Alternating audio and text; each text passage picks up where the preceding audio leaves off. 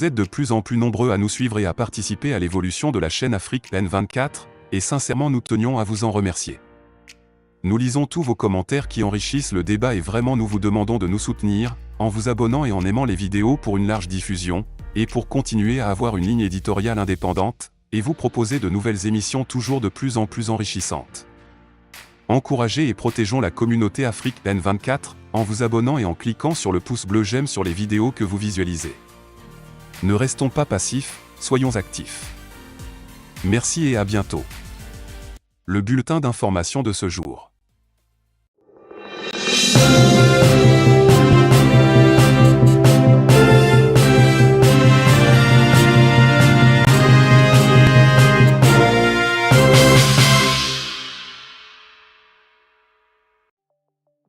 COP28. Le Togo et AMEA Power scellent une nouvelle extension de la centrale de Blita. Accord historique entre le Togo et AMEA Power à la COP28. Lors de la COP28 à Dubaï, une étape historique a été franchie pour l'énergie renouvelable en Afrique de l'Ouest. Le gouvernement togolais et AMEA Power ont officiellement signé un protocole d'accord visant à financer la prochaine phase d'extension de la centrale solaire photovoltaïque de Blita.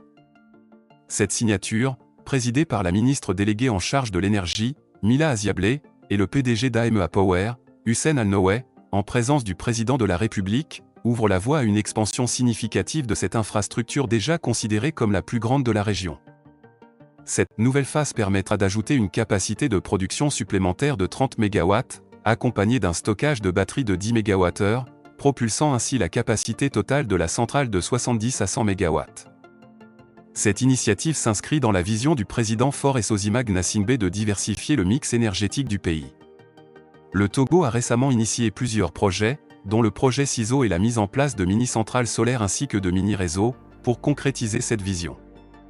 Cette expansion s'aligne avec l'ambition du Togo de parvenir à 50% d'énergie renouvelable dans son mix énergétique d'ici 2030. De plus, le pays vise à réduire les émissions du secteur énergétique de 8% d'ici 2025. Cette avancée marque un pas significatif vers un avenir énergétique durable pour le Togo et témoigne de son engagement continu en faveur des énergies propres et de la réduction des émissions de gaz à effet de serre. Mali. L'armée inflige de lourdes pertes aux terroristes dans plusieurs localités du pays. Victoire de l'armée malienne contre les groupes terroristes, pertes lourdes infligées et matériel récupéré. Les forces armées maliennes, FAMA, ont récemment repoussé avec succès plusieurs attaques terroristes dans différentes localités du pays, marquant ainsi un pas de plus vers la restauration totale de la souveraineté de l'État sur l'ensemble du territoire. La Direction de l'information et des relations publiques des armées, DIRPA, a confirmé ce dimanche 3 décembre que les forces nationales ont infligé des pertes considérables aux groupes terroristes, neutralisant plusieurs dizaines de leurs membres et en arrêtant une vingtaine. De plus, une quantité significative de matériel de guerre et d'équipement a été récupérée, contribuant ainsi à affaiblir les capacités opérationnelles des groupes radicaux violents. À la Bézagan, les opérations aéroterrestres ont fortement désorganisé les assaillants, entraînant de lourdes pertes pour ces derniers lors de leur fuite. À Gossi et Tessali, malgré des tirs de harcèlement et des tirs indirects sur les postes des FAMA, les terroristes n'ont pas pu maintenir leur offensive. Quant au poste militaire de Ménaka, bien que les combattants terroristes aient tenté une attaque déterminée, les FAMA ont infligé une défaite significative, neutralisant plusieurs dizaines d'entre eux et appréhendant une vingtaine pour enquête. Les forces maliennes ont également récupéré plusieurs véhicules, motos et armes sur le site. Le Haut Commandement de la Défense nationale a assuré les populations de la détermination des FAMA à sécuriser l'intégralité du territoire, favorisant ainsi la libre circulation des personnes et des biens. Cette victoire souligne l'engagement continu des forces maliennes dans la lutte contre le terrorisme et la consolidation de la paix dans la région. AES. Les chefs de la diplomatie du Mali, Niger et Burkina Faso proposent une confédération.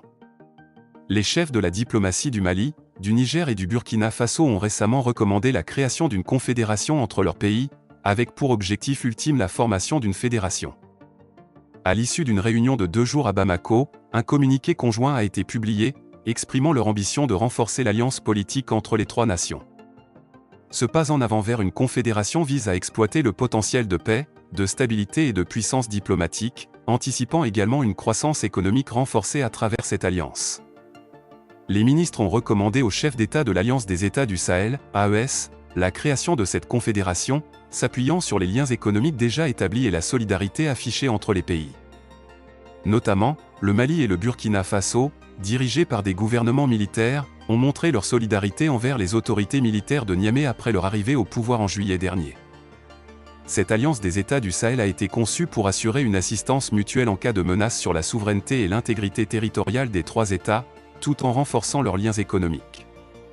Face aux pressions internationales pour un retour à des régimes démocratiques, les régimes militaires des trois pays restent unis. De même, ils font front commun contre les groupes djihadistes, combattant les attaques qui dévastent la région. La réunion des ministres des Affaires étrangères visait à concrétiser le mode de fonctionnement de cette nouvelle alliance, mettant l'accent sur la diplomatie, la défense et le développement pour consolider l'intégration politique et économique des trois nations. En parallèle, lors d'une précédente réunion des ministres de l'économie et des finances, la création d'un fonds de stabilisation, d'une banque d'investissement, et la formation d'un comité pour approfondir la réflexion sur les questions d'union économique et monétaire ont été recommandées. Les conclusions de ces rencontres seront présentées prochainement au chef d'État lors d'une réunion à Bamako, selon les dires d'Abdoulaye Diop, chef de la diplomatie malienne, sans préciser la date de cette rencontre. L'initiation en cours de l'Alliance des États du Sahel, AES, et sa configuration actuelle semblent représenter une alternative à la Communauté économique des États de l'Afrique de l'Ouest, CEDEAO. Cette nouvelle organisation régionale, centrée sur la région sahélienne, se présente comme une entité plus restreinte, mais également plus en phase avec les orientations politiques actuelles des trois pays impliqués. Ces derniers avancent que la CEDEAO ne représente pas équitablement les intérêts des populations et qu'elle serait sous l'influence de la France, résumant ainsi les déclarations de leurs dirigeants. Abdoulaye Diop, ministre des Affaires étrangères du Mali, a souligné lors de son discours d'introduction que les objectifs de l'Alliance des États du Sahel résidaient dans l'atteinte d'une souveraineté totale et d'une émancipation complète, rejetant toute forme de dictat imposé. Ces propos font référence implicitement à la CEDEAO et, de manière évidente, à l'influence de la France dans la région. Niger. L'ambassadrice des États-Unis présente sa lettre de créance. L'ambassadrice des États-Unis, Kathleen Fitzgibbon, a officiellement présenté sa lettre de créance au ministre des Affaires étrangères, de la coopération et des Nigériens à l'extérieur, Bakary Yaou Sangaré.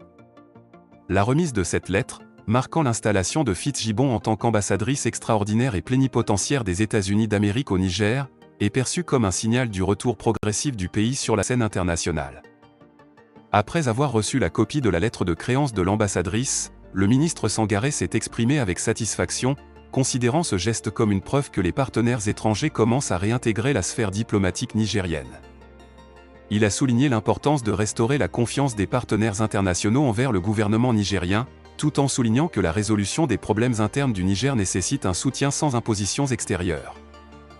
Sangaré a exprimé l'idée que cette étape marque le début d'une nouvelle ère pour le Niger, mettant en avant de nouvelles conditions pour la coopération internationale.